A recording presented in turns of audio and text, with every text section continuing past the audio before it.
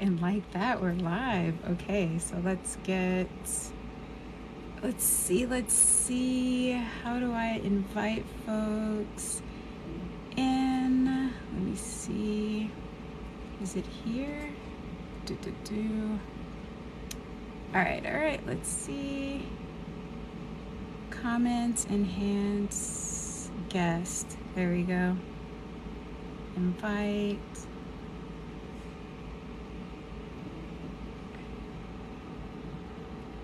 Our live is ready to go. All right. Hi, welcome. I'm waiting for our two guests to jump on with us. Welcome. We're going to be chatting about reptile keeping reptiles outside. I have two really awesome folks that are going to be a part of this conversation. So I'm really stoked to have them on with me. I'm Summer, and this is The Shop. For any of you guys who don't follow me, I make content about reptiles, really awesome creatures like panther chameleons, bearded dragons, uromastyx. We talk about how to properly keep these awesome animals, how to make sure they're healthy and strong and all of that good stuff. So just waiting for our guests to come on and we will get the conversation started. This is our first session, so this is our first session, so I am learning how to do this properly. Yes, here for the reptiles. I love it. They are such fun creatures, and people really underestimate how cool they are and how fun they are to have as pets. So yeah. Let's see. So yeah, like I was saying, this is our first session, and the name of these sessions are Let's Talk Reptiles. If you follow me, then you know that at the start of many of my videos, I start them off with I'm Summer, let's talk reptiles. So yeah, yes, hit that like button, please. Get people, the more you like, the better we get boosted up in the algorithm. Let's see. Waiting on our guests. Let's see. We're planning to officially start chatting at 6 while we're waiting for these folks to come on. I love the most understood creatures, specifically bats, rats, and snakes. Oh yeah, I love bats. I just think that they're so amazing. I lived in Houston for a while. I live in California now, but one of my favorite things was to go watch the bats fly from underneath the bridge in this area called Montrose. I just think that they're really amazing creatures. So yeah, yes, y'all hit that like button. I appreciate all the love for sure. Yeah. I'm sitting in one of my main reptile rooms right now. I have a partition behind me, but I have 1, 2, 3, 4, like 8 reptiles that live in this room. Rehab and rescue. I did oh, that's so cool. I didn't even know. There we go. I didn't even know that. Yeah, that makes sense that there's a rehab bats. I love it. All right, we have our first guest joining in with us. Well, then I'm moving to the other building. Welcome. Hi. Hi, I'm so excited. Me too. I'm so sorry. I ran to go get some of my ibuprofen, and I was like, "Oh shoot, how did that take so long?" No, it's all good. Someone just asked in the questions if we know about cicadas, and turtles is one of or tortoises is one of your things, right? Oh, we look like we have some tech difficulties happening. We'll get that together in a second. But yeah, reptiles, reflecting back on our earlier comment, like, I love reptiles for similar reasons. Besides the fact that they're super cool, they are definitely one of the most misunderstood creatures. And like folks like a lot of people say, like a lot of the cool folks I follow here that are really passionate about reptiles talk often about how someone will be like, "Oh, I keep snakes," and then someone will reply with like, "Oh, I've like the snake," and it's like, you know, they're amazing creatures. Welcome back. Hi, sorry. I know I live out in the boonies, so like if I must have hit the dead spot. Sorry. No, no worries at all. We're still waiting for Bill to make his way on as well. Let me see if I could send him another invite if possible. Let me see. Let me see. After I do one, I'm not quite sure how to do it again. How to make it. Yeah. I don't That's either. Oh, uh, DW Exotics, hi. Hey, buddy.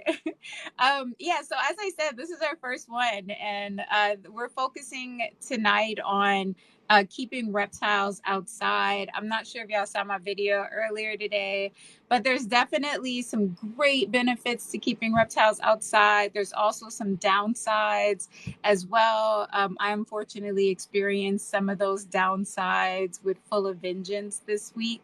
And yeah, we're going to chat about all of that. Let me see. I don't see Bill on just quite yet. Oh, it's lights off time in my reptile room here, so it may get a little darker around me. I keep a lot of desert species, and right now they're in brumation. So I have usually their light cycles are on for 12 hours a day, and now we're down to 8 hours a day.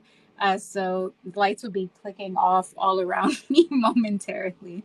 So, all right, No, okay. I understand that. Oh yeah, you keep some Uh, brumating species as well, right? some of them, and then I've got some species that are supposed to brumate, but they don't. And but it's like an individual thing. So like I have a Tegu Charlie. He does not go down for winter, but I also think that a big part of that is his blindness.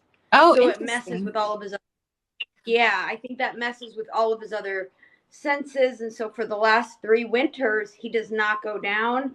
He Mhm. gets slower and very lazy, Uh, but he's not asleep and he never stops eating or drinking or basking. So Whoa. Is he blind by like accident, or is that like a part of that species? so I took Charlie in when he had already started to go blind. He had Okay. cataracts, Oh, wow. which is Okay. a combination of things, including husbandry Hmm. and all of that. Now, don't get me wrong, the guy who raised him for 10 years loved the heck out of him. Yeah. But admittedly, he was like, I know I've been a little off with some of my husbandry techniques and this and that. And as I work more and spend less time with him, I know when you spend less time with a reptile, you also notice less about what's going Oh, on with their health. yeah, And true. because reptiles are so notorious for hiding ailments, Hmm. it was really it got to a point where he's like, I do work a lot and I can't take care of this animal who can't even eat on his own anymore because he can't find his food. I mean, Yeah. he can find it by smelling it, but he still ends up eating more dirt than food because he just Oh, yeah, can't. that's So hard. I have to hand feed Charlie every couple of days when he eats, and I use a wooden spoon. Oh, interesting. So Hey, hey, yeah. Bill, welcome. Take on V2. You look like Hello. Elon Musk. Has anyone? Yeah, I get that every now and then. I've never noticed that until right now, and I'm like, a little bit. Much better Oh, human being, though. you need to look in my YouTube comments. It's like it's just all over the place. I'm tired of saying, "Yeah, don't blow my cover, man." This is the secret life of Elon Musk, keeping and lovingly Yeah. raising reptiles. I love it. I love it. All right, so let's go ahead and just get started with y'all introducing yourselves and your place in this big world of reptile keeping. We'll start with you, Bill. Go for it. My name is Bill Strand, and I do the Chameleon Academy outreach, which includes podcast, YouTube, Instagram, and Mm-hmm. trying to get used to TikTok. And so I've been doing that for a long time, since 2015. Uh, Uh-huh. and yeah, I've been doing chameleons for over 40 years. It's just what I do. I love them, and my mission in all of this is to help people take better care of them. Yeah. I feel like Bill is being super humble right now. When I came into the reptile community as a baby chameleon keeper, I like, hey, Katie. Oh man, good to see you here. When I came in as a baby chameleon keeper, it's like I went the hard, like one of the chameleons are not easy. So I went one of the hardest reptile routes, and I came across Bill, and I was just like, oh, you became like my chameleon teacher, guru, all of those awesome things. I learned almost everything I know about chameleons from you. So I totally appreciate you and your presence in this community. Just, yeah. Well, thank you. All right, and go for it. Julene, am I saying your name correctly? Julene? Yeah, it's Julene. Julene. Like All right, awesome. Skinny, yeah, like a skinny Jew. I can say that I'm Jewish. But like phonetically, it's how people remember it. Okay, awesome. Got it. Julene. Oh, my little sister is in here. Hey, Kay. Oh, I miss you. All right, go for it. Tell us about what you do, and yeah, go for it. I'm Julene. I own Arizona Tortoise Compound with my husband Andrew, and so division of labor. He does take most of the care of the tortoises. Like we have a lot of testudos species, so we've got over 40 different species of tortoises. And then I take care of all the lizards, and we've got about 19 different species of lizards. I'd say more than half of them we do keep outdoors in custom built enclosures for 3/4 of the year, and maybe 20% of our lizards are kept indoors year round. Yeah, and we've been doing it for 15 years. I feel like you're also being humble. Your outdoor enclosures are so rad. Like I love when you post them, and they're large, and like you have such a great attention to detail with your crew. So love it. I love keeping outdoors. In fact, the lizards that I do keep, I specifically choose to work with lizards that I know will actually do well in the Arizona climate. Yeah. Even though we are a bit drier, we can alter humidity levels by installing, like every one of our outdoor enclosures has upside down sprinklers and ground sprinklers and water dishes and microclimates. Yeah. But a lot of people usually ask, like, oh, okay, so don't you work with iguanas, you have green iguanas. No, I do not. They don't belong in this climate. Most of my iguanas are desert island iguanas, or just a little bit more arid. A lot of Mexican spiny tail, Utila Island. My most tropical are my lesser Antillean iguanas, and they definitely have a very custom, dense. I can't find them half the time. Same. That's how I am with my chameleons outside. Most of the time I cannot find them, which freaks me out. And I'm like, where are you? It's oh man. Okay, so I'll go ahead and introduce myself as well. I am Summer. I run the shop. So I'm a small reptile business. I make all kinds of cool little gadgets and things for reptiles. I'm doing my first reptile show in January, so I'm very excited. I'm doing the Reptile Super Show down in LA, so I'm gonna have all kinds of like cool goodies. I also make custom substrates for tropical, arid, as well as a special mix for arid Euromastic species. So yeah. And yeah, I've been planning this whole show, Let's Talk Reptiles, for a while. And I've for the last 4 weeks, I was supposed to go live, but for some reason, my anxiety kept, I can't do it. And so I'm very happy to have these folks with me today to make it more fun and a bit easier on me to do this. So Now, is It's this scary to go officially the live. first episode? this is officially the first episode. Y'all are my Yeah. inaugural guests, and I could not be Woo! more happy about that. Yeah, yeah. So the whole point of this today is to have a conversation around keeping our reptiles outside. And I want this to be interactive between us as well as with the folks that are here and participating. So if there's folks that want to add in, like if you also have experience with keeping reptiles like outside, please feel free to chat, ask questions, all of that good stuff. Hey, that zoologist is here. He's Hey, awesome, has awesome I love information him. about the health and care of reptiles. Yeah. So yeah, it's meant to be an informal conversation, like a bunch of friends sitting around chatting, right? All right. So yeah, I think a good place to start is Bill, you keep a number of your chameleons outside. I think you keep all of them outside, right? Is that correct? Well, it depends on what time of the year you're talking. Right. Yeah. I try, being in Southern California, I have the advantage that a number of chameleons do well outdoors in in Mm-hmm. this environment, with the exception of the dryness. And Yeah. but that's something I can deal with the dryness. I can add more sprinklers and stuff like that. So Yeah. the deficiencies that I have are things that I can control. Right. And so, uh, but it's actually becoming a little bit more difficult because Mm-hmm. our summers are becoming hotter and the days above 100 degrees are Yeah. getting more. There's more of them.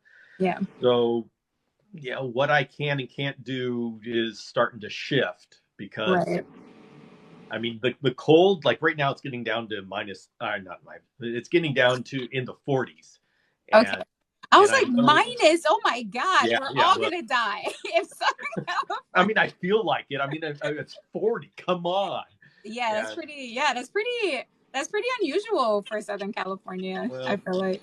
yeah. When I say that, That's where we absolutely, are in Arizona. yeah, and no, absolutely nobody has any sympathy for me when I start complaining about 40-degree weather. But coming down to in the upper 40s, Mm-hmm. even the lowland chameleons are okay with that because Mm-hmm. during the day it's clear Yeah. and the sun can warm them up. If it was Right. cloudy, it'd be a no go. Yeah. My problem is the summer when it starts to get above 100 degrees. Yeah. I mean, it's the heat that kills chameleons, Yeah. not the cold. Yeah, for sure. I experienced some of that this summer. We had like 3 or 4 days. I'm up in Northern California, not too north, like the Bay Area. And we had a couple of days that were like well over 100. We had one day that was like 107. And I was like, oh my God, you're all gonna die. I need I need to get you to safety. So I can't imagine like consistent Southern California over 100 days. That's hard. Yeah, and a lot of the species, like Jackson's chameleons, they are Mm-hmm. montane. They don't like anything in the upper 80s, and they start saying, "I'm going to get a TG. I'm going to get a temporal gland infection and die on you." Oh, So geez. 100, oh boy, and Yeah. I have a And question about chameleons. go yeah, for it. Are chameleons sensitive? Because I know that they're mostly insectivores, but are they sensitive to slugs? Because I know Oh, interesting. slugs are they're pretty toxic to even a lot of like my omnivorous lizards. Mm-hmm. And so one of the things that was really difficult to kind of get a hold on was the slugs, because when it is really hot and dry in the summers, Mm-hmm. and you're keeping a humid environment for another animal, the slugs just come running.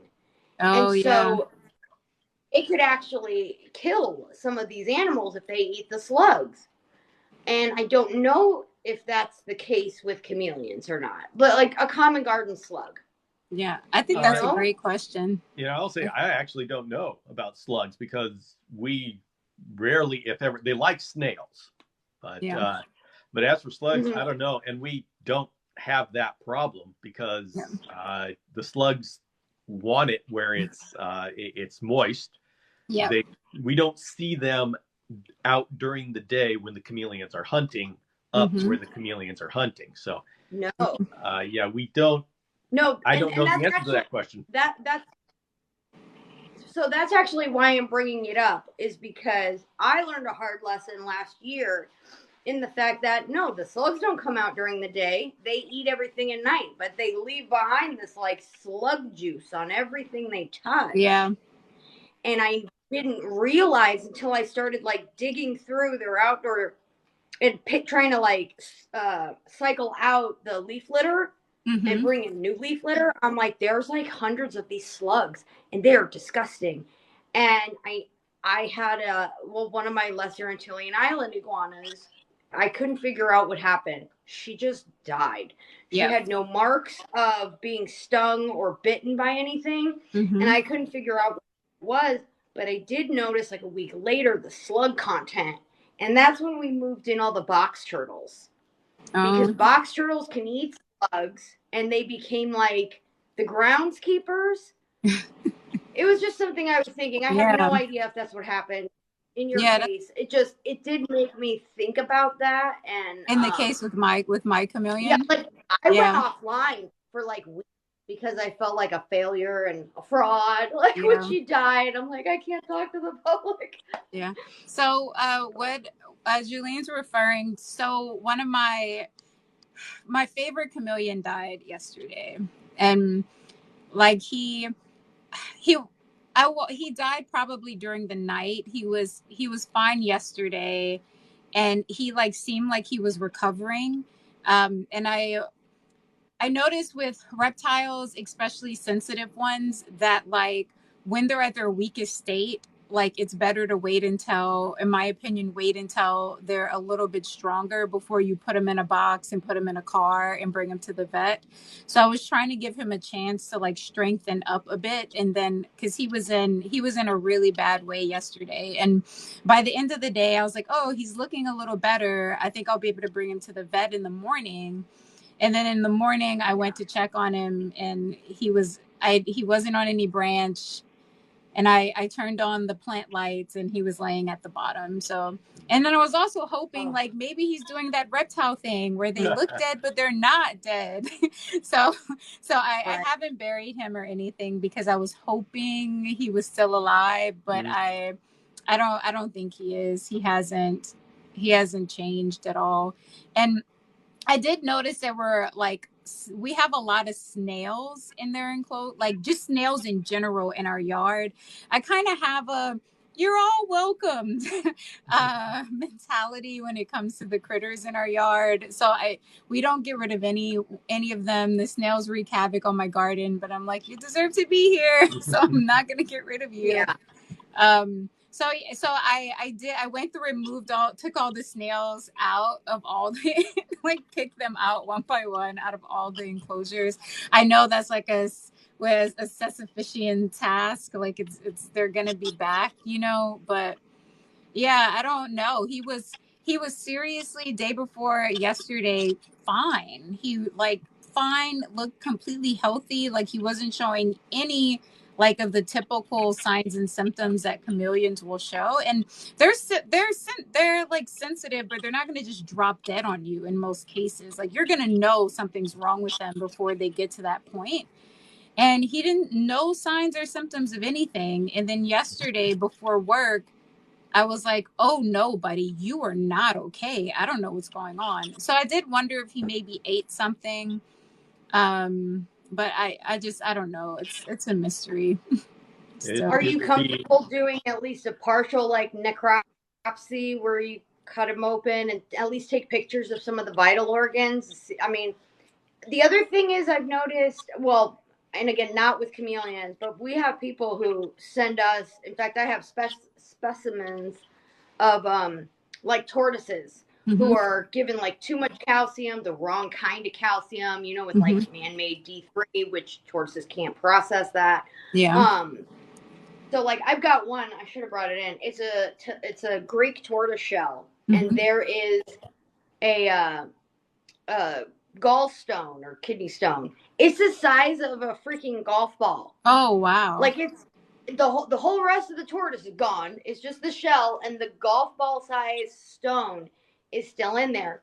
And I use that when I Hmm. go and do certain educational events, when I Yeah. teach people about like some of these different reptiles, usually at like STEM festivals, Yeah. and, That's and talk cool. about like the importance of like using the right kind of calcium and like Right.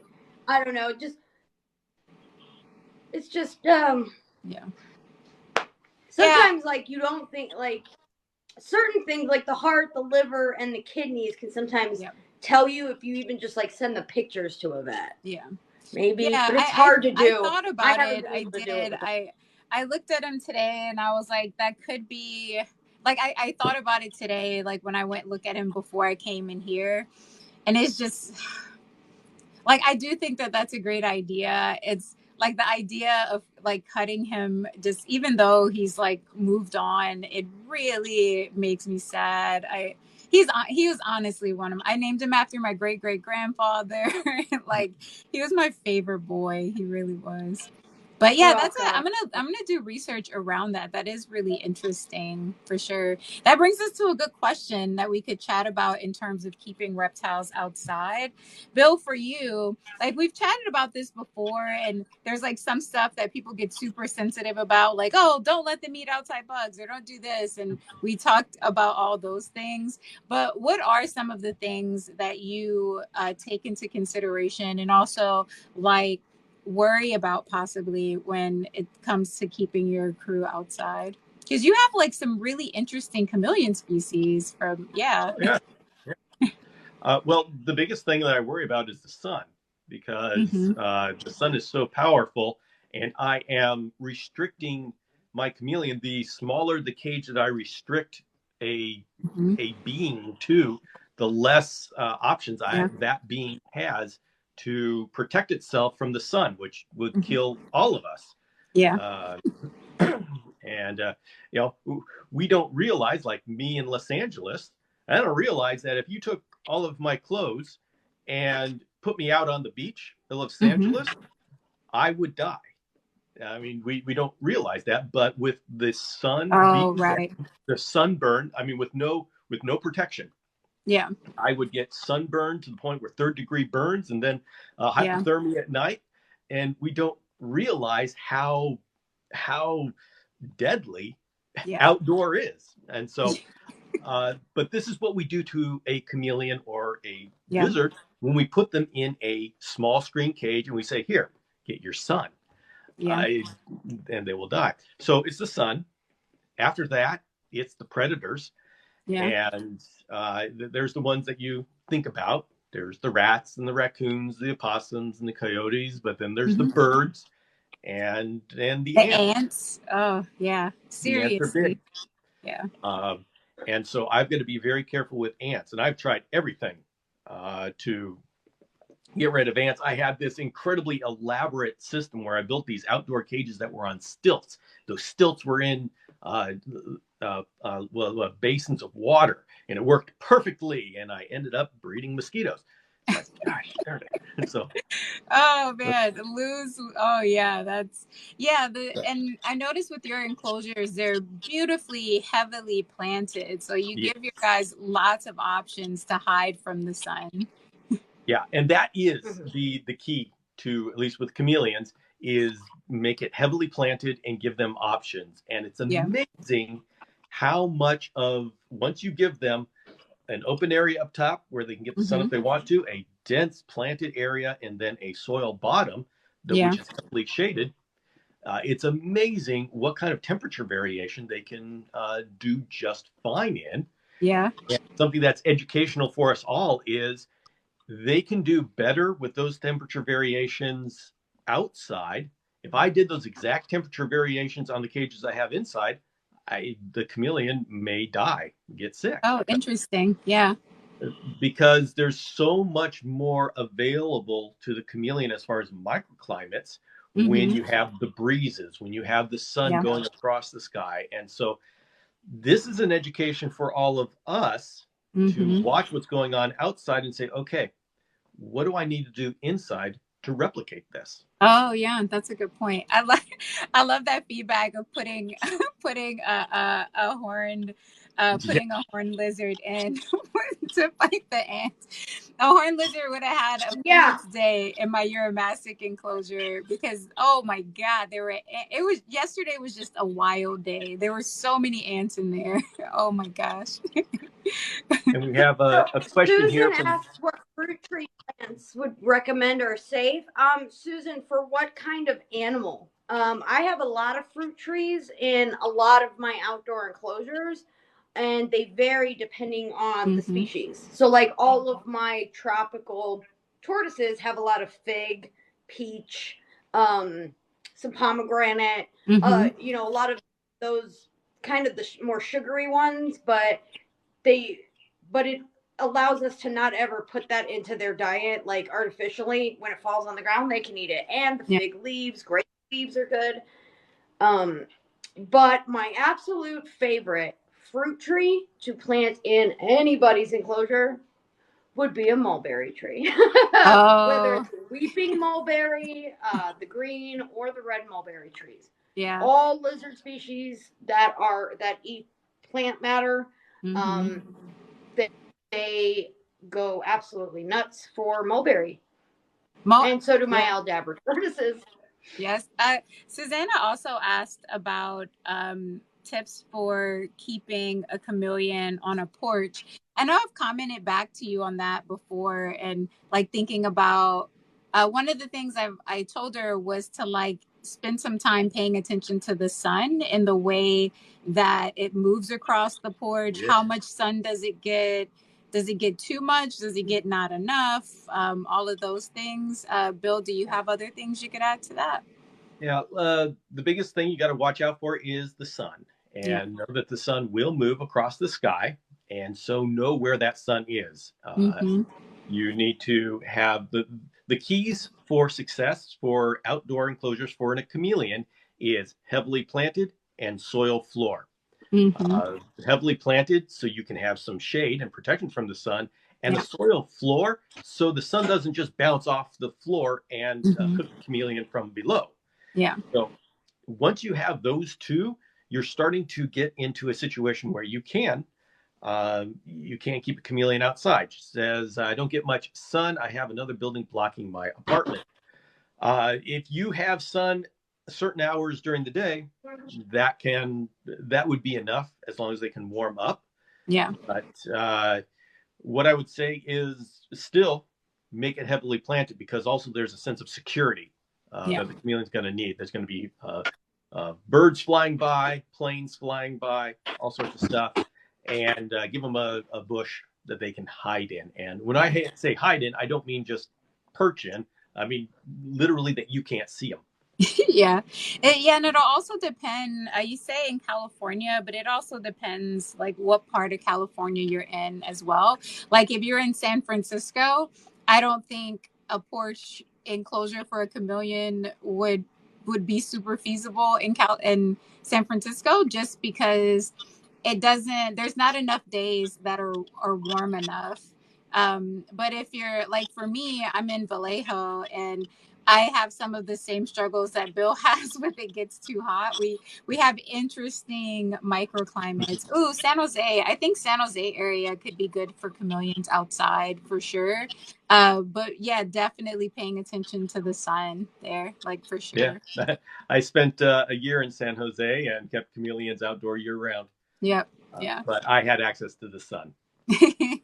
Yeah, so that's the big thing. I'm doing so right now we're like moving into winter and for my enclosures I have like I've basically turned the outdoor enclosure into a big greenhouse.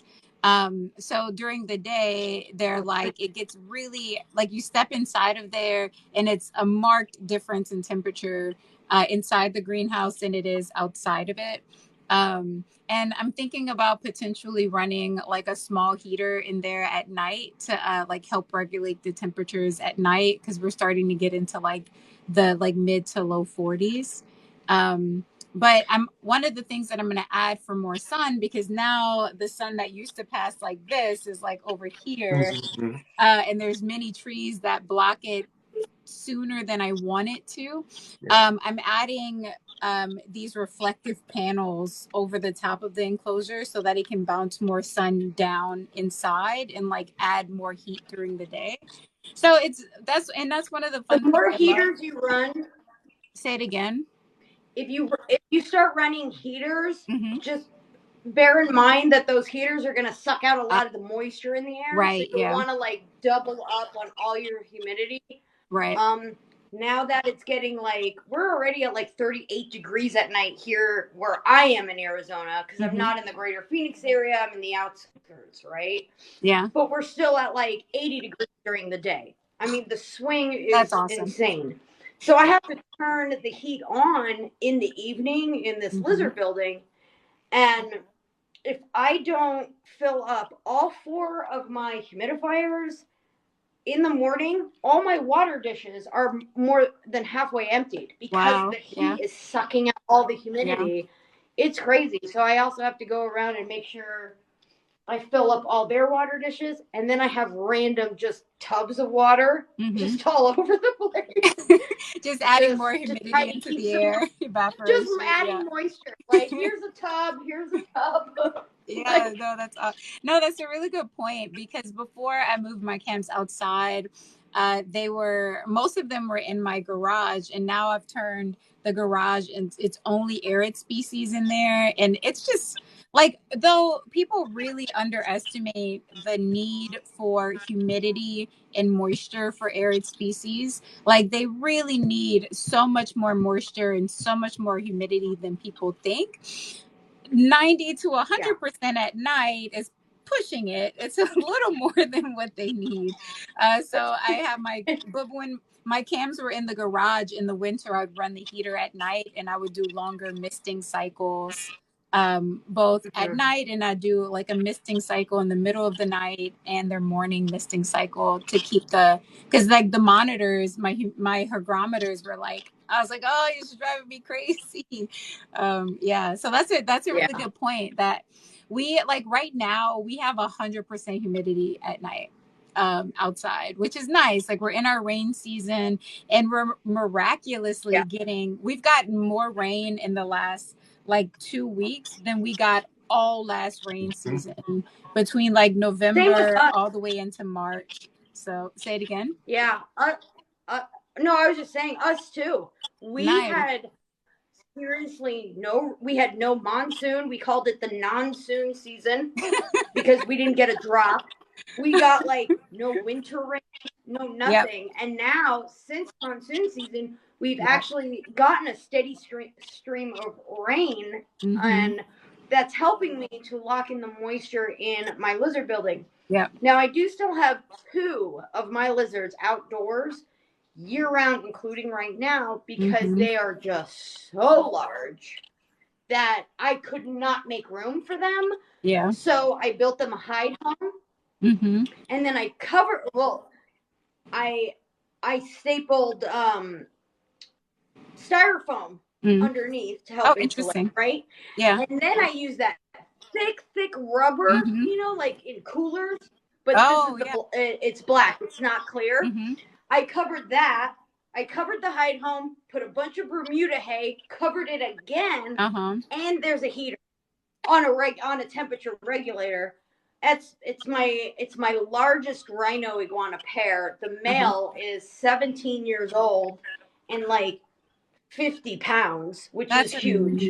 That amazing. I bring him in here and give him adequate space. My original rhino iguana pair, they are in here. Hold on. Oh, That's a yeah. good Okay. question. And it's just 2 of them, and I still feel guilty about them being in this. It is 5 feet by 10 feet, and it's about 4'3" tall. Oh, whoa. That's huge. That's And awesome. but they're used to a 12-foot Okay. Oh no, I think she hit a dead spot. tall, Oh, 15 by 15. Oh, Okay. did I? Am I back? Yeah, you're back.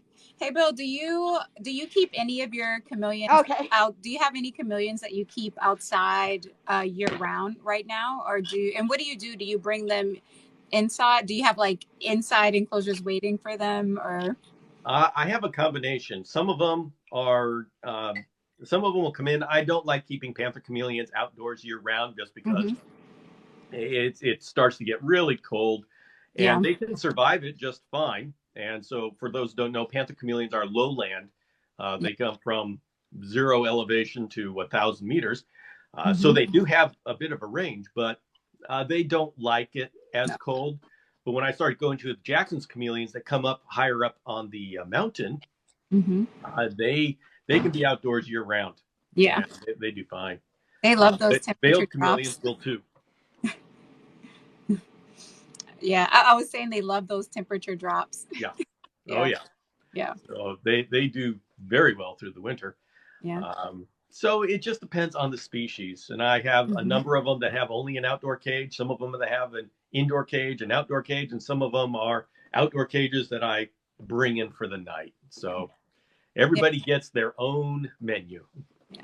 Yeah, I think it's really important if you are like if any of the folks on right now are thinking about wanting to keep any of your reptiles outside, it's really important that you still keep and like indoor enclosure for them because any array of Always things could right. happen between like sickness or injury or just like some unexplainable something or ants.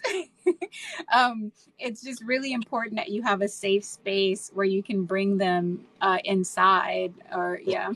When we hit 107 Yeah. degrees and going past 110, Yeah. everybody came into little plastic bins. I didn't Yeah. have cages set up for everybody, but Yeah. this is the one thing where every single chameleon species Mm-hmm. would would be in Yeah. danger in Yeah. that temperature. So they all came in little The sweater boxes. shuffle. Yeah. I We call it use the shuffle. the shuffle. Yeah, when we have to like bring in and out. Mm-hmm. Okay, for small tortoises being Yeah. kept in humid city in Texas, at what size can they be outside? Okay, small tortoise. What type of tortoise is the big question. What is the species? Yeah. Because that's gonna be the determining factor. Yeah. Like if it's a redfoot tortoise, more humid the better. And they can take very, very high temperatures as long as they have access to shade, and that shade differential is at least 10 degrees. They said Russian or red footed. Russian and redfoot. Perfect. Okay, so actually both then. Russians are one of the hardiest species. They are one of the testudos, but again, shade, shade, shade, access to water, and access to loose soil.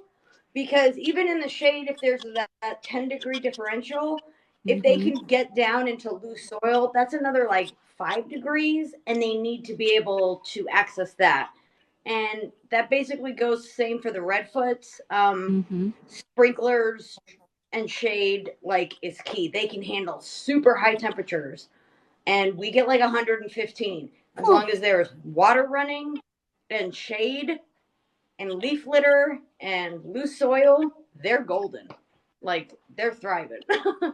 That zoologist Look says that my up. Russian tortoise loves Seattle spring and summers. Nice. Yeah, we 115. We had some really extreme heat days this year. It was just like one or two of them, but one of them up where I work a little bit further north. It got up to 117. I Wow. can't Yeah, even imagine consistent 115 days. That yeah. is, that's wild. And this summer was actually really mild. We maintained around like the 109 to the 112, which I know it's only like 3 degrees difference, but it's huge. But you also Oh, learn to like work within that yeah. temperature gradient. So like Mm-hmm.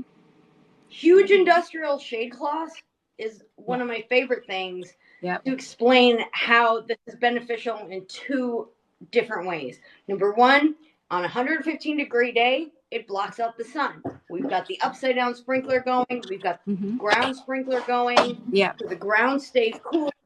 Plus, we grow grasses and ground cover. Yeah. Bare ground is the worst. Yeah. But as the sun finally starts to set, because this is the desert and the Mm-hmm. temperature will drop like 30 degrees, that big industrial shade cloth Yeah. also holds in the heat from the rest of the day. Yeah. So that it's I not love this that stuff. temperature. Yeah. It's and microclimates Yeah. everywhere. Yeah.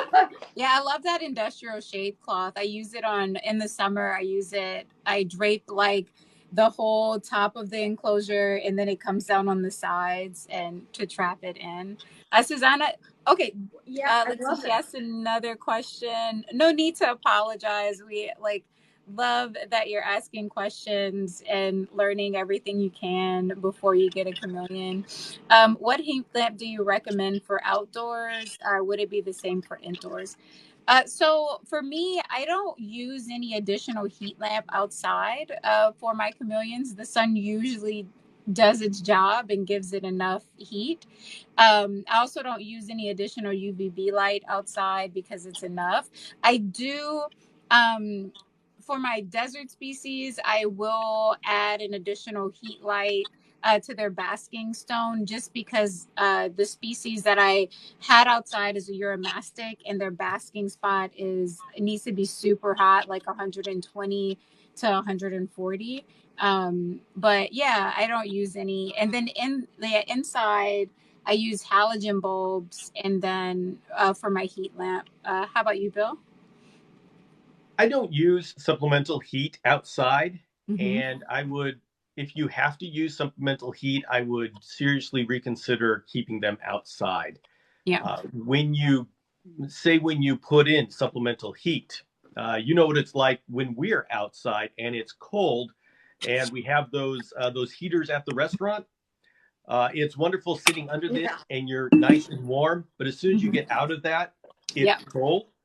Yeah. You're doing the same thing with your chameleon, and then you'd be forcing your chameleon essentially to Mm-hmm. stay in that cone of heat, Yeah. whether that's good for them or not, Yeah. because going outside, it's okay, wait, I don't want to go into that. So if you have to modify your outdoors that much, I would say just keep them indoors. Yeah. Yeah. I would agree with that as well, for sure. We have certain tortoises, all of our tropical tortoises, for example. We bring as many of them indoors as possible, Mm-hmm. because this is the lizard building. But we also have a tortoise building. Yeah. But some of our larger tropical species, which would only include our elongated sporcins, red homes built, and they're huge. Like, Yeah.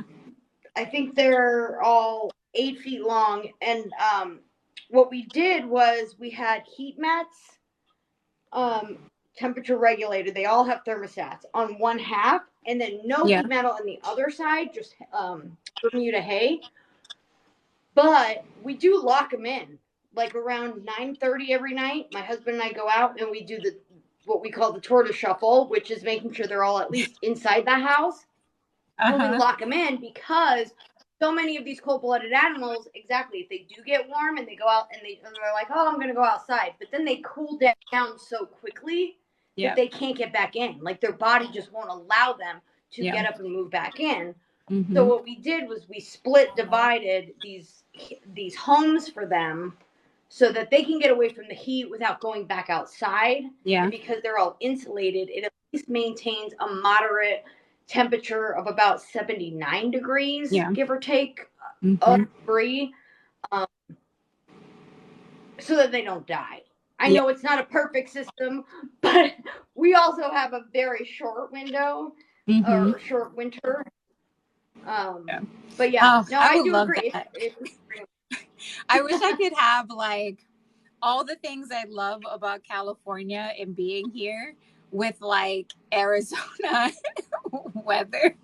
Like, I guess I would have to like move to Southern California for that. But I just like I love being up here in Northern California. It's just like, oh, I want all the things, but can't have them all. For my for my Euromastic, keeping like, so her name is Saffron, and trying to keep her outside, there were like some definite good upsides to it because like ornates and like especially ornates and maybe Jeri as well, like they're really similar to our chuckwallas that are like, some of their native habitat is down in Southern California. And so like they'll get like desert weather. So at night it could get really cold in the desert. And then they get like all the sun they need during the day. So with my ornate that I was keeping outside before the ants came, and I brought her in yesterday, um, outside of what I call her heat cave, would get pretty cold at night, to like the like mid 40s, low 50s is where we are right now. And her enclosure is pretty large. It's like 4 feet by 6 feet. But then she has like the back portion that's her heat cave. And inside of there, I ran heat cable on all the walls. She has 2 ceramic heat emitters. She has like this structure of rocks where she could like get into like any cubby. And like each of those are like little microclimates for her. So yeah, it really depends. I agree with Bill 100% that if you have to provide supplemental heat or light for like a species like a chameleon, it's best for them to be inside. And then for like other species, it could differ. But yeah, yeah, those are the thoughts. It's species Yeah, specific. I yeah, totally agree. Like if any of these guys needed supplemental heat outdoors, they wouldn't yeah, thrive. They would just barely be yeah, surviving and hanging on. yeah, So it's like, okay, so rather than just hoping they get through the winter, yeah, I'm bringing them indoors. It's yeah, that simple. that makes perfect sense. I completely agree. There are certain species that are more cold tolerant than others.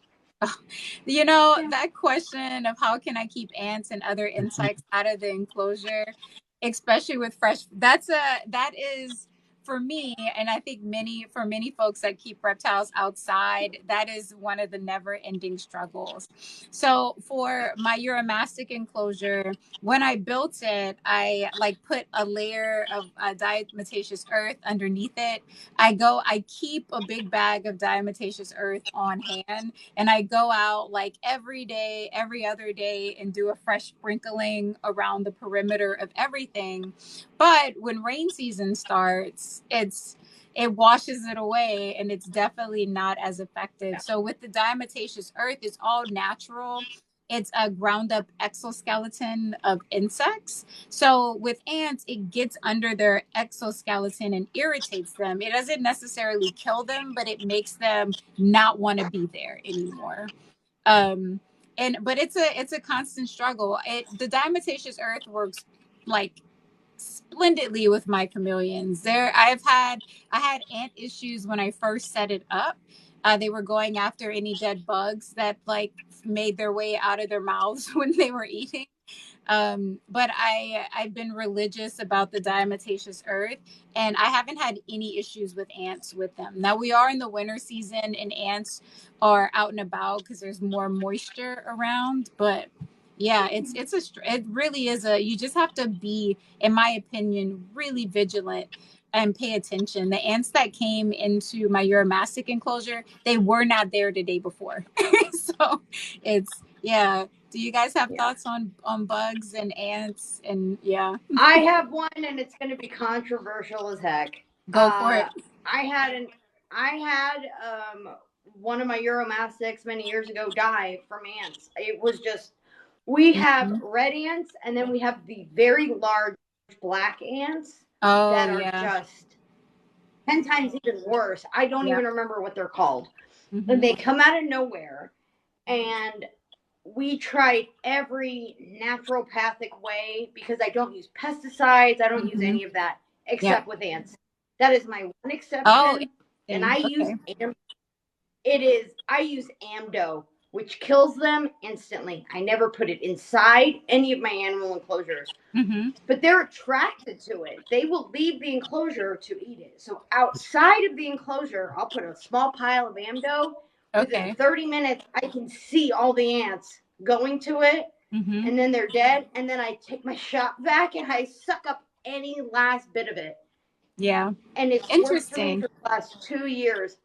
And again, I know that's going to be controversial because it's a very strong poison, Yeah. but the ants that we have in Arizona are Yeah. freaking monsters. We've got the Yeah. huge black ants. We've got like 3 different types of fire ants, Yeah. and they come in like the tens of thousands. Yeah. And Yeah. so after I lost my 1 euro, she was a yellow jerry eye. She was Yeah. so sweet. She was fine. Like 30 minutes. Yeah. I gave her food. The ants were attracted to the food. She was gone. Yeah. Oh, And yeah. so I don't mess around with Ants are like ever. That's brutal the one killers. thing. Like people don't realize it. And like the first time I realized ants were brutal killers, I was camping in Texas, and like no lie, I saw a butterfly on the ground kind of thrashing around, and I got close, and it was alive and ants were killing it. And I didn't know that Yeah. ants, I thought they only ate things they found. I didn't realize that they would kill living things. And yeah, Oh yeah. when I opened Saffron's enclosure yesterday, and I saw how many ants were everywhere, and they all were carrying little white things, and I'm like, sure, they were probably eggs, but I was like, oh my God, those are pieces of my Uromastic. They are eating her. Yeah.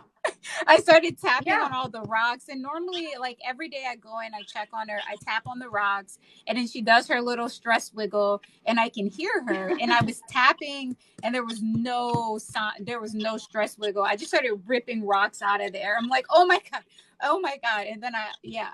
I just knew she was gone, but she was fine. She was on the other side of her heat box or heat cave, and they hadn't made their way to her yet. So, whew, man. Yeah. It's literally my only exception to the rule. I don't use pesticides or even Miracle Grow in my garden. Like Yeah. for real. But when it Yeah. comes to the ants and the Amdo, because it's a granule, Uh-huh. as long as they keep it outside of the enclosure, because it Yeah. does, I watch as like tens of thousands of ants go running towards it. So they're Yeah. attracted to it. As long as I keep an eye on it and I got my little shop vac and I like suck up the whole outer lining after like 30 Yeah. minutes, I feel much more comfortable doing that than Yeah. any other thing because again, that Euro who died, and then even my cat. I have a cat, which I never wanted a cat my whole life. Same. I found this 2 week old. Yeah, I found this 2 week old kitten who was this big Mm-hmm. in a tortoise enclosure on my property, and I thought it was dead. I went to throw her away. She was covered in ants. Oh Covered. gosh. Oh, that poor And then she baby. moved, and I'm like, oh, it's alive. They were trying to And kill I the called the kitten. Yeah, she was alive. I mean, she was very ill. She had Yeah. infections in her eyes and her ears. She had mites. She had parasites. She had everything, right? Oh, Um, but we Suzanne. have a Oh, go ahead. but we have a vet who comes to us, Mm-hmm. so we're lucky with that. But again, ants. I don't mess with ants. Yeah. Susanna, you asked if it's okay to feed your chameleons hornworms you find in the garden. No, I will vote for no. I'll see how Bill feels about that. So hornworms are AKA tomato worms.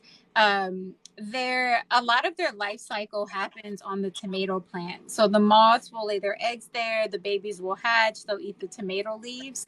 And the downside of that is that tomatoes are the leaves of tomato plants are toxic to many reptiles. So if you feed your chameleon a hornworm that's consumed the tomato plant leaves, what I've always been taught is that it could kill your chameleon. But Bill has like decades of experience on me, so he may have a different thought on that. Well, I'm going to have to admit that I don't know. Okay. I have heard as well all of the horror stories about what Yeah. happens if you feed a hornworm to your chameleon, but I have never verified that. Yeah. And I have, in all of my decades of doing chameleons, I realized the danger of urban myths that keep getting passed down and down. Yeah. And so everything that I haven't specifically checked out, Mm-hmm. I hold with uh, a suspicion. So Yeah. me personally, I don't do it because of all of the drama that I hear about. Yeah. But I also will say I am not going to say that I know that it's going to be dangerous because before I knew about all of that drama, I would feed my chameleons hornworms and they didn't die. So I'm not going to say that maybe it was toxic. They just didn't get enough of the poison. So I'm not going to say it's safe, but I am going to say that I haven't looked into it enough to give an authoritative answer. Yeah, that makes a lot of sense. I've been like, because I breed my own hornworms, and from what I found, I can, like, they will lay eggs on other surfaces, but the eggs, that the concentration of where they lay them is always on the tomato plants. So like in my hornworm breeding greenhouse, like I have a mulberry tree in there, and they will lay on the mulberry tree, but almost all the eggs are on the tomato plant. So I go in and I harvest them all off. If any of them hatch, I'm like, all right, this is you. You live here now. Grow out your life cycle. But they're also prolific poopers. So it's like, like I doubt the tomato, like, oh, like you eat a tomato plant and now their flesh is poisonous. Like I think it's about what's in their digestive tract. But I just was like, like I don't want to risk it. So I haven't gone that route. I tried. It's worth being cautious, but it's also worth not saying it as fact until we've tested. No, for sure. Yeah. Because there's a lot of things that people make assumptions that are logical assumptions. Like you would think that croton is toxic as a plant. Your chameleon shouldn't be eating croton. What's a croton? It's a type of plant that's it's like the bright red leaves. It's a common house plant, but it's like don't get it anywhere near your cats or dogs because it's toxic. But a veiled chameleon will chomp it with no problem. Yeah. But you go out there on social media and people will say, "Oh, get that croton out of your cage." Yeah. Well, you're the one who made me aware that it's okay to put passion fruit in your enclosures, because a lot of folks are like, no, the leaves are toxic. But then I saw your video about your first passion fruit that fell, and I was like, oh, Bill keeps passion fruit vines in his enclosure. They also grow prolifically. We just have a passion fruit vine outside, and it broke its trellis this week. I have to repair it because it's growing so prolifically. Yeah, Jillian, did you have something you wanted to say on that one? I did, and this is advice that I got from Kelly Paul, who has been breeding and keeping spiny-tailed iguanas for over 30 years. He has literally written all the books and the articles in regards to care for spiny-tailed iguanas across the board, right? Yeah. And and he's also here in Arizona. He and I and my husband and his wife, we're all really good friends. So it's amazing to have access to him. Yeah, that is cool. But so this year I came across thousands of hornworms in Arizona. Oh, I saw that video. Yeah. Thousands. I collected so many, and I'm like, it looks like they're munching on all the mallow and the amaranth because that's all I keep finding them. They're not in like garden. These guys are in the desert eating the amaranth, and they're bright green. They're not red, and they're not brown. And so I call Kelly, I'm like, dude, what do you think? And he's like, I've been feeding those to mine for decades. As long as you know what they've been eating. Yeah. And that's the key component, because like most of the insects we're feeding our animals, it's about what they're gut loaded with. Yeah. And he's like, and if you're ever unsure about what they're eating, then put them in a big tank for a week and feed them, because they Oh, are prolific smart. poopers. Oh my God. Put them in a tank for a week, give them all the weeds and the good stuff that you want them to eat, and then feed them off. But that's an important step. Yeah. Yeah, that Sorry, I those can't were speak. seriously some of the coolest looking hornworms I've ever like. I really like hornworms. I think they're beautiful, and I think the hawk moths that they become are also really beautiful. And Yeah. so all I could think was, man, what do you look like as a moth? Like, I want to see you through your life cycle and see what you look like as a moth. I did let a couple of them cocoon out, and I didn't get good video of them turning into moths because I was Oh, so excited that they did. And yeah. I went to bring them outside and to take video, and they flew off. And I'm like, Oh well, that's no. it. Were they cool? Like, Were that they didn't cool work out looking? very Were they well. very cool? I was just like, man, They like those were, are the coolest looking worms. yeah, You one of mean them the looked almost like an owl, like it's like an owl's face, and it was That's really cool. neat. I'm like, oh, and I didn't even get any good pictures or images. I got like 3.5 seconds of fuzziness, and I'm like, that's not gonna. Nobody can tell what I can do. So that's not working. Oh my God. What were you gonna say, Bill? But yeah, are no. you talking So about that made the me feel hornworm a lot moth? better. Oh, say it again, Bill. The Sphinx moth. Yes. Space. Hornworms turn into the Sphinx moth. Yeah, I Yeah. can Yep. send you pictures of those. And yeah. Oh God, it's just They're I So feel beautiful. bad they because are beautiful. it I is Yeah. always the furthest thing from my mind. Yeah. Like when I'm doing something really exciting and really cool with like one of the animals, Yeah. I'm like, why didn't I think to record it? Same. It's just Yeah. not where my brain goes because I'm Same. too busy just being so excited about what's happening. Yeah.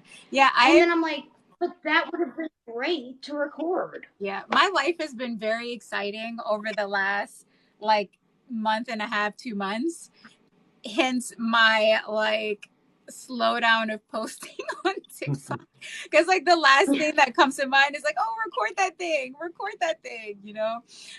Brie, I'm not sure if you Yeah. here, but you talked about your Uromastic species. Yeah, there are so many different kinds of Uromastics. The awesome thing about them is that they're pretty easy to tell them apart from each other because their appearances are pretty dramatically different from like say an ornate to like a Jeri, or like Or how an do you say it? The Egyptian. nigraventris or something like that. I don't keep those, so I'm not sure how to say it, but and they're all plant based. So there's some folks that Yeah. will give their Uromastic a bug every now and then, but they really don't need that protein at all.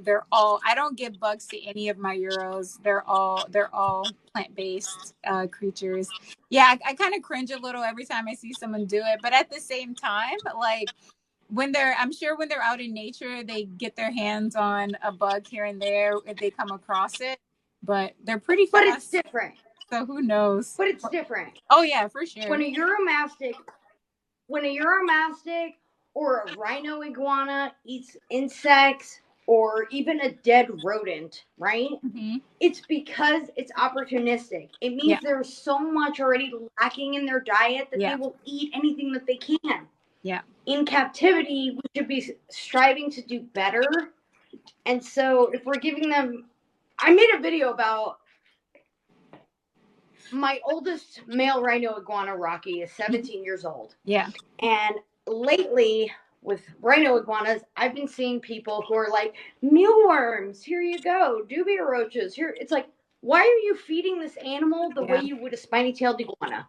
Yeah. They're not the same. Yeah. Well, they have been known to eat carrion, and they're from the Dominican Republic, which is devastated. Yeah. It's deforested. Yeah. They're eating anything they can Yeah. out of necessity. Yeah. Rocky has been living with an outdoor desert rat for a Oh year. yeah, I love that A video. year. This big, ugly, fuzzy. I thought it was a gopher. It's so big. And it's never tunneled out of the enclosure.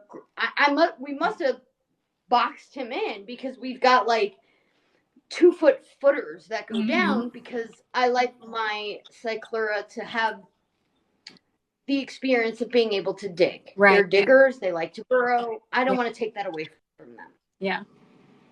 They eat together. They sleep together for a year. Yeah, Bill, so a desert could, rat made its way into one of her reptile enclosures, and they're like, I somehow like this unlikely pair of friends, and it just doesn't leave, and it doesn't leave. Yeah. So we're around our time, and cyclura in nature have these weird relationships with the birds. So it's like this rat is replacing the bird relationship. Like the birds take the shed. Yeah, yeah. I love rhino iguanas. I want one so bad, but I have a thing where, and I think we're going to talk about this in a different podcast or a different live session. The idea of I want to talk to someone who breeds animals that will outlive the person that buys it the moment they buy it. You know, like with. I really want an a microlepis, what's like is a type of Egyptian Uromastic. They get like 3 feet, beautiful animals. But my partner asked a really important question when I talked to her about possibly getting one, and she's like, "Well, what's going to happen when you die? Like, do you have a plan for what happens? What's going to happen when you die?" And I was like, that's a good question. That animal can live a good 60 years. And so I haven't gotten one yet. And it's like, because I'm like, I have like a perfect huge space for it. But it's like, I don't know. I don't know what happens when I die. I need more reptile friends so that I can wheel them my animals in my wheel. But I wanted to ask that's a question we ask people. What are you going to do when they die? Adopt it's who is going to take care of this animal when you pass is one of the questions, because we're a breeder. Yeah. Like that's what we do. And so especially with the tortoise species. Yeah, exactly. And with rhino iguanas. Yeah. So who's going to take care of this animal when you inevitably pass away? Yeah. And if they don't have an answer, they don't get the animal. Like it's that simple. No, I love that. I really do. I do. I love it for sure. Yeah. Because I think that's a question we should all have an answer to. I'm not sure if it was Animals at Home podcast or if it was Reptiles in Research, but they did a podcast recently with Jessica, with like Jessica's animal friends, and they were having that conversation around like you should have a will for your animals and like know what's going to happen. Like it's okay, so I wanted to ask one more question. We talked about some of the dangers of keeping outside. I want us to end on the note of, why do you love keeping your reptiles outside? Like what's awesome about it for you? You could go first, Bill. My chameleons do great outside. There's still so much about lighting that we don't know. We take the sunlight and we break it up into 3 imperfect parts for the inside of white light, UVB light, and heat. Yeah. And I don't have the breezes inside. And so, and even if I tried to recreate it and put a fan system and had a humidity, it just doesn't replicate exactly what it's outside. And I've seen so many differences in behavior outside. Like I've had a pair of chameleons that would never mate for me. I put them outside and immediately, and I'm thinking, okay, so maybe it's just something in the wavelengths of light, because of course we just have an imperfect wavelength, and so there's all these things that we don't know and we're still learning. And being outdoors, it's like, okay, we're taking a break from learning. We're just going to let nature do it. Like nature do your amazing, unexplainable thing. That's right. That's an awesome animal. I mean, awesome animal. Awesome answer. How about you, Elaine? Why do you like keeping outside? So I go to a conference every year, right? It's the Turtle and Tortoise Preservation Group, which attracts all these different scientists and biologists and field biologists and all these people to come to this conference and talk about their discoveries in these animals in the wild. And I met this woman, and I'm a horrible person. I can't tell you her name, but she had been researching the effects of the red light bulb on different species of animals and the vision of these different reptiles. Yeah. And the way she was explaining it was how under false UV lighting, these animals can still only see the primary colors. Under real UV light, they can see colors on the spectrum that we can't even begin to imagine. Which is why if you've ever had like a bearded dragon that you brought outdoors, all of a sudden acted like they didn't recognize you. Yeah. Right? Yeah. It's because all of a sudden they can see colors and dimensions that we don't, and that they haven't been seeing for however many months they were kept indoors. Yeah. And how just the fact that they are visually able to see the world as it is enrichment on its own. Yeah. As somebody who does, 1/3 of most of my animal's life indoors, I can see the physical difference in their behavior and excitement and attitude. Yeah. By the end of the winter, these animals are depressed. Yeah. They want to be back outside. Yep. This last spring, when I brought Draco and Beastie back outside, these two animals ran laps. They ran in circles with their heads pointed up, like I can feel the grass and I can feel the sun. Yeah. Yeah. That's why I keep animals outdoors. They know they're supposed to be out there. Yeah. I love that. That's where they belong. Yeah. Yeah, that zoologist said free UVB. It's true. My electricity bill could be so much better than it is. that is, oh man.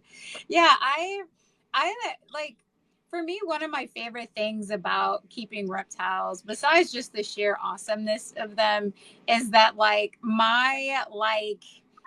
brain loves the learning. Like, there's just so much that you have to learn about these animals and get underneath your belt. And one of my definitions of being, and I think many people's definition of being a good reptile keeper, is that you're always trying to evolve the way that you're keeping your reptiles. And so for me, I saw keeping them outside as the next mental challenge for myself, and also the next like evolution in trying to give my reptiles the best life that I possibly could, and it's some people are oh, it's so much easier keeping outside, and it is in some respects, but then it's way harder in other respects, because there's so much you have to consider that you don't have to consider out. Today I realized in my greenhouse that one wall of the greenhouse is our fence, and it's cedar, planks or whatever of fence. And then I realized, holy shit, these reptiles on the end are being exposed to way more climate than the reptiles on the inside, because it's coming through the fence. So I brought and so that's why I was maybe that's what happened with Ambrose. I had him on one end, and I have my girl Esme was also on the end. I brought her inside today. I was I don't know if it's the fence. I don't know what did it, but I'm bringing you inside. So I brought her inside today. She was not happy with me because she behaviorally, like you just said, she was a little rescue. Well, not kind of a rescue. I got her from a pet shop in Vegas, and I talked them down to I was I'm not going to pay you full price for her, because she is like, she may not survive. So they sold her to me at like what they paid for her, like wholesale. So like, Right. so it was like, not, they still got their money back, but they didn't get more money, if that makes sense, But like her behavior Yeah. when I put her outside, she like got all fierce, and she would like go to the top and she would bask, and like I've been hand feeding her almost her whole, like the whole like year and a half she's been with me. I've been hand feeding her because she has a tongue injury, so like she can't shoot and like get the bugs. And like I noticed it shortly after I brought her home, that when she would shoot her tongue, it would miss every time without fail. And chameleons miss, but she would miss without fail every time or fall short. So I would go in to hand feed her, and she's like, I don't want that. Like I was like, okay, cool. I'll just put lots of bugs in here so that you can like make your way to them on your own. But yeah, I do see a difference in their behavior. When I brought all my panthers outside, like the next day their colors were so much, they were just so lovely. Like they were still in their resting colors, but even their resting colors were like a bit brighter than they were inside. And so I'm like, yeah, I see the benefits. And you're right. When I bring my bearded dragons outside, like they'll run around in their outdoor playpen. And when I go to pick them up to bring them back in, they're like, get away from me. What are you? Like I have to like sit in their outdoor playpen with them so that they can get like Yeah. used to me again and my And they'll smell. recognize your voice. Yeah. Because initially they're so used to, if they're so used to seeing you in their Mhm. primary color version, and Yeah. now all of a sudden they've got the whole prism version of you, they're like, what is that? Yeah. Who is that? They And get then when you so start to feisty. speak, they're like, oh, wait a minute, I recognize this. Yeah. But there's this like, there is this disconnect. Yeah. And so one of the reasons why I do what we call the lizard shuffle, especially like this time of year where we still have, although not this week, weirdly enough, but when we still have like the 85-degree days, Mm-hmm.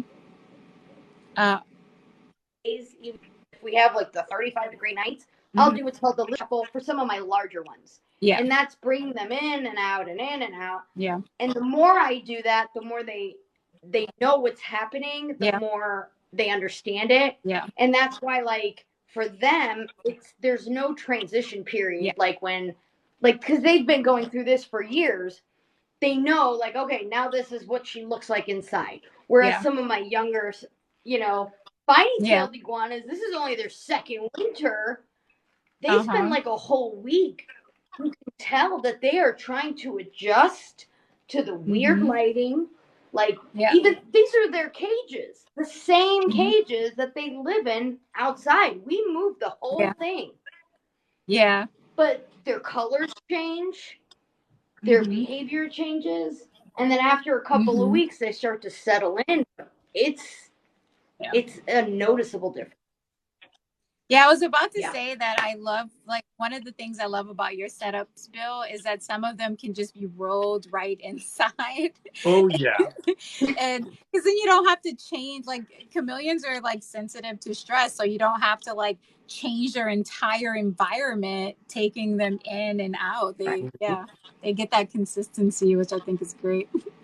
Yeah. Wheels are wonderful. I put wheels on everything. Yeah. I dig it. I dig it for sure. Well, this has been such a fun conversation, and I want to be mindful and respectful of your guys' time. And I thank you for being the very first guest of Let's Talk Reptiles. And like, I want to say, like, I am grateful because it's definitely helped with my like anxiety of doing this, coming into this space. And like, I'm a teacher. I spend all day talking to people, and like I have to stand in front of students and teach. So I'm like what is this strange social anxiety? I blame it on COVID and me being able to like hermit as much as I want to, as like this like partial introvert that I am, you know, it's like, what, you want to go talk to new people in a new setting? But yeah, I really appreciate you guys. My partner is right there, Rights and Beans, saying thank you to you guys. Hi, Rice and Beans. Hi, thank you. But yeah, I just honestly, what I found, but I've only done a couple of lives with my friend Emily, who you know too. Yeah. Summer, you know Emily, and all her did you knows. I adore her. In this forum, it's just like being on a Zoom call. It is. And then like having people who are actually interested in what you guys are saying come up in the comments. And that made me feel a little bit like, okay, this isn't so bad. But I still won't go alive alone. No way, no how. Yeah, I have not been able to make myself do it. And I think that there's a guest next week, and then I think after that I have like a solo Q&A planned. So I'm like building up my chops, so I'll be ready for that solo Q&A. But yeah, well, shoot us a message during your Q&A so that we could at least be in the comments asking you questions. Because yeah, I would love that's what friends are supposed to do, right? Like, and Bill has you've given me so many kind words to like you can do it. I think this would be great. So I really appreciate the love from the community and from you guys. And yeah, I just it's so good. But thank you so much for your time. Thank you so much for this conversation. And thank you to everyone who asked questions and participated. I feel like this was everything I wanted it to be. So yeah, and there's just like, this is such a big topic. We can't talk about everything that needs to be talked about in this topic. And like, I was sitting here thinking like, man, these should be 2 hours long, but also accepting that like, we cannot talk about everything in this session, and that's why there's multiple sessions. So maybe we can do it again and like talk about more stuff. But yeah, thank you guys so much. Yeah. All right. Well, thank you so much for having me, Bill. It was awesome to meet you. Yeah. Bye, Julie. Episode 1. Woohoo! We are number 1. Bye, Bill. Bye, guys. Bye. How do I end the live? Is it this? Trying to figure out how I end it. Oh yeah, there it is.